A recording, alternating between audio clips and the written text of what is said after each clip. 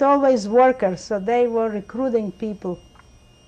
And being that I was not happy in Velvel's house, so I recruited myself to that factory. In the factory, they give you for sure, they give you a dormitory, and they give you a ticket coming and going, wherever the destination was. And the rest, they give you enough food that you could survive and not to pass out your feet. This is what I had. But I was strong.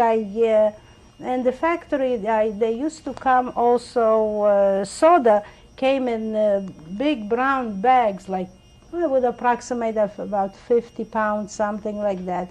And I used to steal those when we take out the sodas. I used to steal the empty bags, and I used to wrap around under the coat. And then on Sunday, on the day off, we used to go very, very far. It was frosty, but I remember it was kind of a healthy feeling, frosty. The whole face was with snow, and you walk far away to sell these. I sold these papers. Paper was not in existence almost at that time. So this helped me a little bit,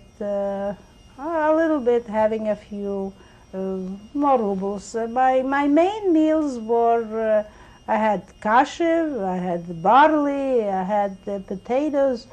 I didn't know what it means, chickens or beef or vegetables. Primarily was really kashes and water and sugar. Then there was a kitchen, a communal kitchen. The girls were very nice among themselves, and I did not have in particular some kind of a problem of being a Jew there. But the only thing once, as I said, I was strong. I wasn't looking, I wasn't shy for a word either. So once one of the girls, they approached me and something, they wanted to start a conversation, or I don't know what they wanted to start. They wanted to tell me that I'm Jewish. And finally one of them said there's something Žid, which it's you Jew. So I gave her a smash, and then I went, I could give and I need that protection. And I remember that I went over to the authorities, to the Russian authorities for the Komsomol. I was not a Komsomol. I'd never liked social groups. And he really gave me very good protection. To my surprise, it was very interesting. She had a certain verbal punishment, but it was really surprising that they took such a... This is what it was. Otherwise, it was very nice. Finally, I came back to my uncle Velvel. I lived with them another time, and one of my uncle was married, and he was married to Shikse, and Shikse is just a gentle. It's a very nice word for. And she was very nice to me, Tamara. And whenever it was very bad living in Velvel's house, I used to go and live in Tamara's house. They lived in a tiny little house, suburbs of Chernivtsi, and she had a son. And she was sometimes even nicer than my uncle, than my aunt, whoever. My aunts, they couldn't help me over there in Russia, but neither did they knew how to give. Actually, was no verbal support. Everybody was probably emotionally, we were all, after the war, might have been the different people. In that time, people were anyhow did differently, I would assume, so. There was no emotional support from the family. Tamara was very nice to me, so I really wanted to mention her. Then after a little while, time went on, and I grew, and I decided that I have to be, again, a verbovka. The word is verbovka in Russian, recruiting.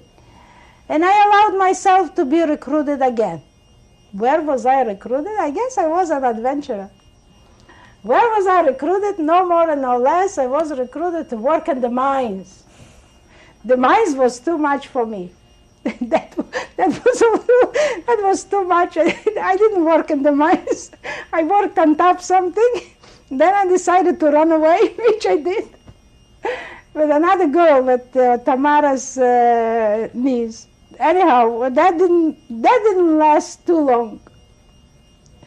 Then I came back to, always the destination was going away and coming back to Czernowitz, to Velvo. Unfortunately, always was to Velvo. So then I remember I finally recruit myself. Then I was living, I left Velvo after the recruitment, when I was working in the mines, on top. I said, not inside of the mine. I'm a little bit phobic person. I guess I wouldn't survive in there. Anyhow, I don't know if the word is phobic. I'm afraid a little bit of close places sometimes, not all the time. Anyhow, I came back and I started to live with Musia Skliarevsky.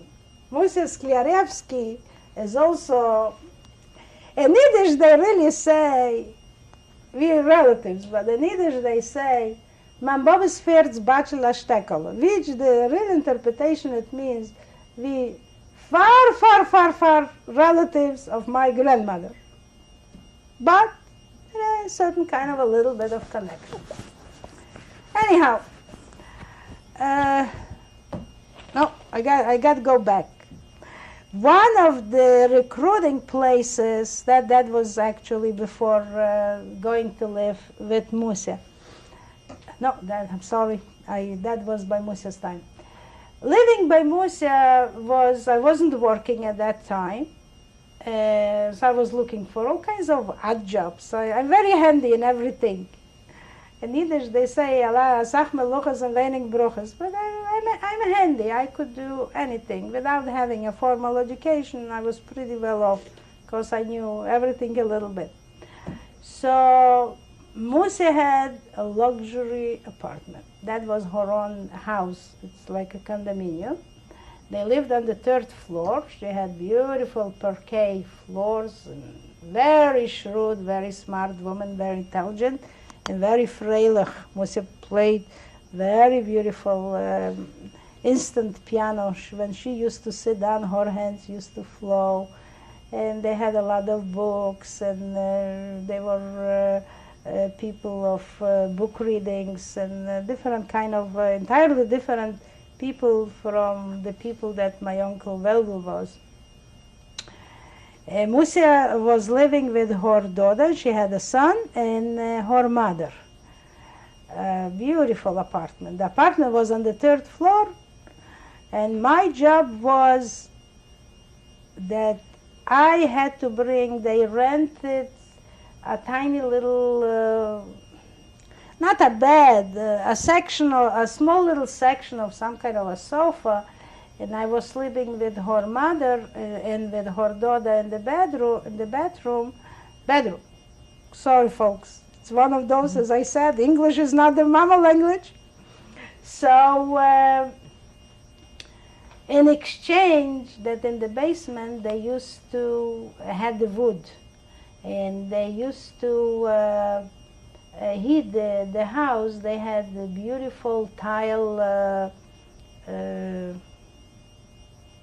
Pripychik is pripychik. It's really not a pripychik. The pripychik, when you sleep on it, when I said they used to have its stoves. The stove, the ceramic stove is built from top to bottom. Very beautiful, like a nice piece of furniture. You look at it. And my job was to bring the wood from the basement through the 3rd floor, cleaning up these stoves in the morning, taking care of the floors a little bit and on the carpets, because this was a relatively, they were a well-off family. Musia was, as I said, a smart woman, and she knew how to do black market a lot, and so she had money. So that was an exchange for my sleeping quarters. And daytime, while I was not working, I used to hang around with a friend of mine, Raya.